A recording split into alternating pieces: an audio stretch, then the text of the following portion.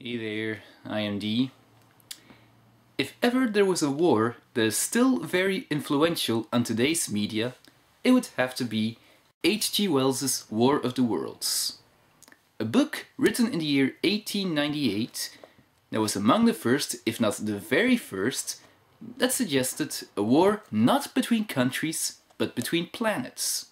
In this case, ours versus Mars. And why not? You see, at the time it was thought that Mars was older than Earth, and as such, if there was life there, it would have had more time to develop and to advance scientifically. This to a point where we would be to them what bugs are to us. Pests and nothing more. Now if you, like me, have grown up watching movies such as Independence Day, Mars Attacks, The Day the Earth Stood Still, Men in Black, and the Stargate series, you would know that today we more or less have the technology to fight back should such an event occur. But back in the late 19th century, well, at best we could figure out how to make a coach run without it having to be pulled by horses. So if you read this book, you'd be just as impressed as I was at how we eventually did win the war against the Martians. Now I'm not gonna spoil the ending for you, but suffice to say that I did enjoy reading this. Which is more than I can say about some of its adaptations. I mean, take for instance Orson Welles' radio drama. It started off as though it were a news broadcast, creating the impression that it was all real. Unfortunately, people listening to this drama actually believed it was real, so all manners of mass hysteria and mass suicides broke loose. When Wells eventually heard of this, he decided to tone down the realism, and the rest of the drama was pretty much him reading from the book. I don't mean any disrespect, but if I were to choose between reading the book or have someone read it for me, I'd choose to read the book myself, thank you very much. And then there's the 50s movie. To today's standards, the effects may be a little cheap, and the Martians are using flying machines rather than the infamous tripods. I suppose it was the best they could do at the time, but that's not what bothers me. It's the ending. Characters seek refuge in a church, pray for a miracle, and wouldn't you know it, a miracle occurs. Deus ex machina, anyone? And then there's Spielberg's movie, of which it can be said that there are two major differences between this and the original novel. For one, while the novel criticized society, the movie was more about family values, much like anything else from that guy. For another, the Martians were more prepared. They used an electromagnetic pulse that shut down all electricity. They used a force field so nothing we threw at them would damage them. And the tripods were already here. The pilots came later. Which is one of the many things that made no sense about this movie. But the point still remains that they were prepared. And it is exactly that which made the ending, while true to the novel, feel more like a cop-out.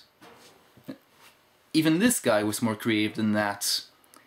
You see, this particular novel takes place during the War of the Worlds, and while it stays true to the original novel, it added a little twist that involved Dr. Moreau. Yes, the same guy from another book, by the same writer.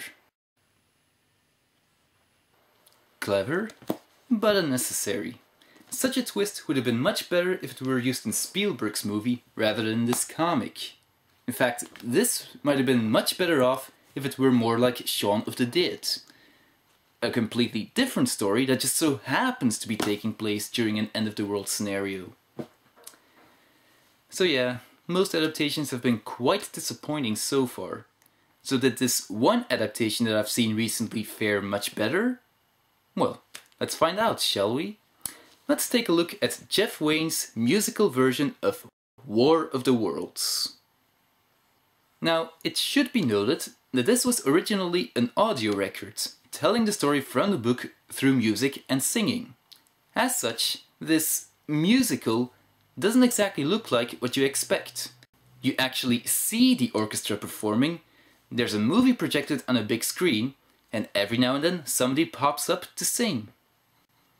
Now I suppose the best comparison I can make is that it's more like a pop star performing his music in front of an audience rather than anything else. Mars is no longer capable of sustaining life. Our water is depleted. Temperatures increase annually while our populations plummet. Efforts to stabilize the atmosphere have failed. We have arrived at the only remaining course of action, the conquest and occupation of Earth. Earth is abundant with the natural resources our ancestors squandered. The environment will seem uncomfortable, but not inhibitive. The problem is, of course, the humans. They have developed primitive intelligence, but their young society remains structured around perpetual conquest and conflict. A rapid offensive to their social and economic hub. We have not acquired such destructive weaponry in over 5,000 years. Interesting. Except they admit they never needed weapons for a very long time, and our technologies are primitive. So how are we exactly a problem to them? Across the gulf of space, minds immeasurably superior to ours regard this Earth with envious eyes. Big Brother will put together a team of teenagers with attitude. Seriously, what's with the big floating head? I know Richard Burton's lines were so significant to both the music and the narrative that, what with the guy being dead, they had to replace him somehow. But why didn't they just pick somebody else instead? I guess this was their idea of a comic relief. And another thing, what's that sound? You hear it in a lot of sci-fi media. What is it? How is it made? And why do they keep using it? But I'm drifting off. You want to see the Martians in action, right?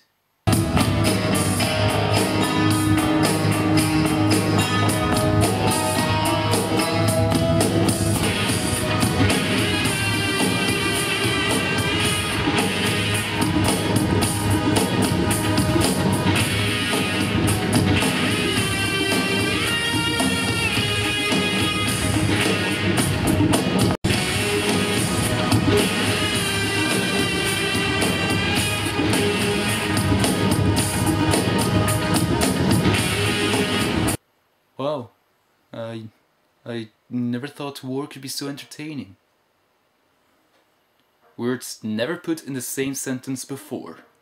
Naturally, they can't just show a movie where a heat ray is used, there has to at least be fire in the theater. And of course, no War of the Worlds adaptation is complete without its own tripod.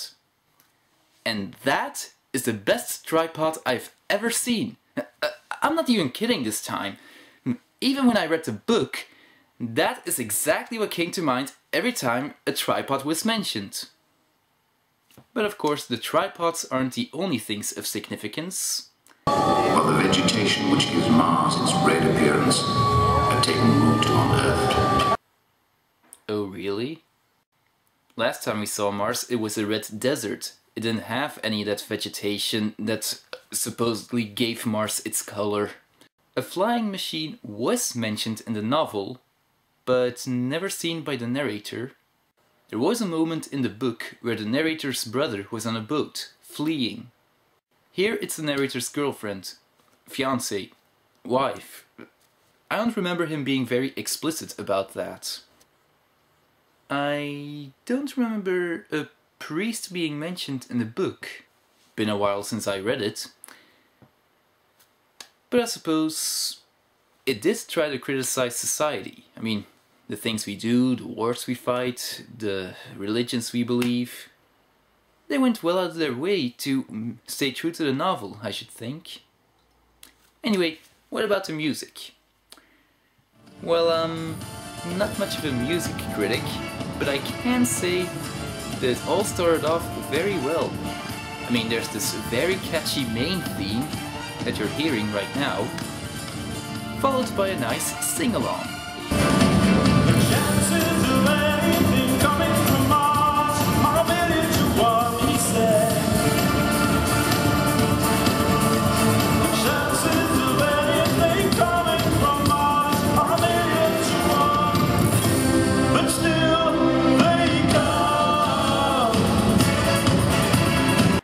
The rest wasn't much to sing along with, or quite as catchy, but still enjoyable to hear. If there is one complaint I have, though, the music often caused the narrator's voice to be inaudible, so half the time I didn't know what he was saying.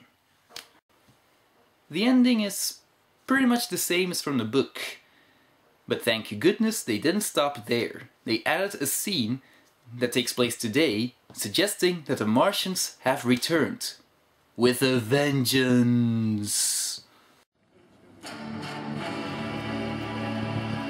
If you have a chance, you should really go and see this. This was D, I'm signing off.